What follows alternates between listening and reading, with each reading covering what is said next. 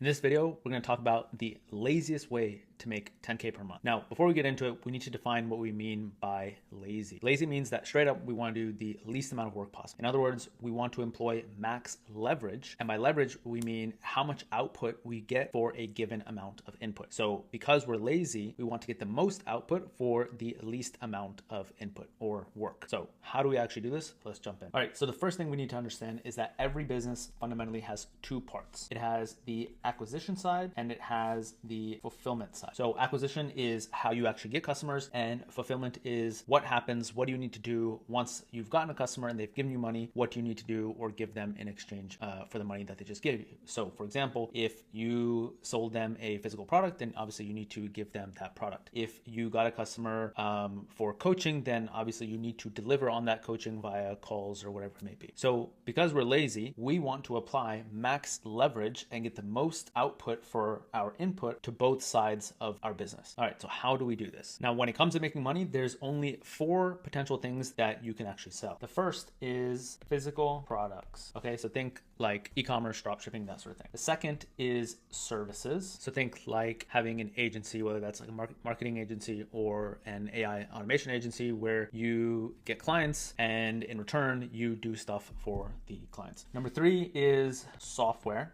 So you build some software and you get customers and then they pay you on a monthly recurring basis for the software that you have built. And the last is info. For information or education, think like digital products, courses, that sort of thing. So let's run through all 4 of these and see which ones give us the max leverage. So on the physical product side, the good thing about physical products is that they're very scalable. Once you've kind of created something, it's pretty easy. You just sell the same thing over and over again. The problem is that in physical product businesses, there's a lot that goes into it behind the scenes. So you have to create the product, you have to communicate with suppliers, you got to deal with shipping, logistics, storage, inventory, all that sort of stuff.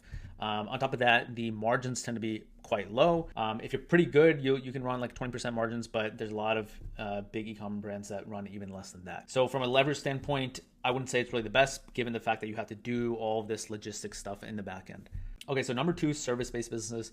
These are good because there's no upfront cost and there's high margin. It's pretty much all profit. The downside is that it takes a ton of time. When you get clients, obviously you have to spend time to do the thing and deliver the thing for the clients, which takes a ton of time. So from a fulfillment standpoint, not very high leverage because you're actually spending so much time. Number 3 is software. So software is good because once you've built more or less a working product, you get customers and they pay you monthly over and over again, and you just keep stacking. So very scalable. The problem is with software, it takes a lot of upfront effort. You have to obviously make the actual product and you have to hire engineers and tech teams. And even with like vibe coding and stuff now, in order to actually make a software and take it to production and have a company around it, you actually have to have full tech teams and pay full-time engineers. So it is a ton of work upfront. So I wouldn't call it the most leveraged. The last one, number 4, is info. So info, when you're talking about digital products, they are super scalable. And once you've made them once, you pretty much don't have to touch them ever again. So think like a course, and you can just keep marketing it over and over again. And that's pretty much it. So from a leverage standpoint, number 4 is going to be quote unquote the laziest one, just because you have a one-time effort of creating a course, for example, and then you can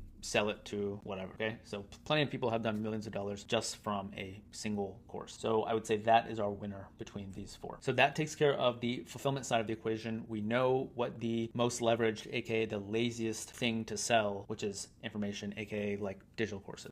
Okay, so now moving on to the acquisition side of things. What is the laziest way to actually get customers? Now, when it comes to marketing and advertising, there's again only a handful of ways to actually do it. There's outreach, warm or cold. So you're either reaching out to people you do know or you don't know, and you're getting them that way. There's paid ads, and then there's content. So when it comes to outreach, this is going to be the one that takes the most amount of time. So it's definitely not the lazy option. Paid ads are obviously completely automated. So if we're going just based off of laziness, then yes, paid ads would be the winner. But of course, you have to have the money to do so. And if you're running ads, the thing about them is that they do bring in cold traffic, which means that you have to try a little bit harder to actually convert them. If we're talking about the the most leveraged play holistically, then it's going to be content. And that's because it creates a brand and trust around you. Now, content does take time to actually start working, but from a conversion standpoint, it is going to be the most leveraged, because once you do have an audience, you can push that audience to an offer and then get sales that way. So in terms of content, there are a few different types of media that we can choose from. So you have written content. So that means like email, Twitter, LinkedIn. Short form, you have Instagram Reels, TikTok, YouTube Shorts, and then you have long form, which is just going to be pretty much YouTube. So from, again, a leverage standpoint, written content obviously is going to be really easy, especially if it's like shorter form written content. So like Twitter, longer form emails or writing articles, that sort of thing,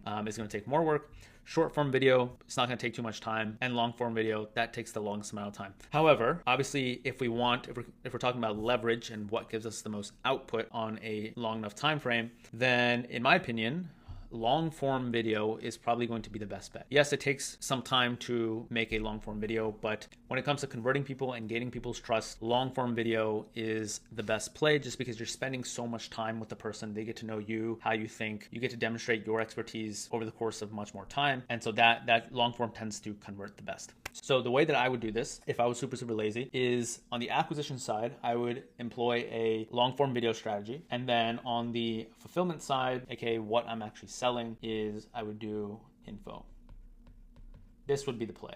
And if you think about some of the biggest names in the space, how they actually do it, it's pretty much this. They probably are multi-channel, so they, are marketing on short form, long form, written, all that. But for the most part, all the big names in the space, they do some form of long form video and then push to some info product, whether that's a course, whether that's a community, whether that's coaching. So I would say in 2026, this right here, this is the play. YouTube to an info product. Now, when it comes to info products, the best way, in my opinion, to do it is actually to start a paid community. Now, a paid community basically serves as a container where you can gather a bunch of people who have some similar interests all in one place. And inside, you can put your digital product. You can even sell one-on-one coaching. You can even sell services. But overall, you can create a community. You can put your digital products inside. People can come. They can check out your products. They can also chat and hang out with people in the same niche. They can talk to you. They can buy one-on-one coaching. They can buy your services. And I think this is the play for 2026. So again, it would be YouTube to a school community. This is school. Now you could do it on like Discord or WAP or Circle as well, but I think school, in my opinion, is the best right now for a number of reasons. So yeah, so if you're interested about this model at all, or how to set up a school community, or how to create digital products, then click the first link in the description. Join my community. It's called Launch Lab. I go over things and we can chat one-on-one as well. And yeah, hopefully that video was helpful. And if you want to see more from me, then subscribe. I make more videos about this model and how to grow school communities and whatnot. So that's all I got. Peace.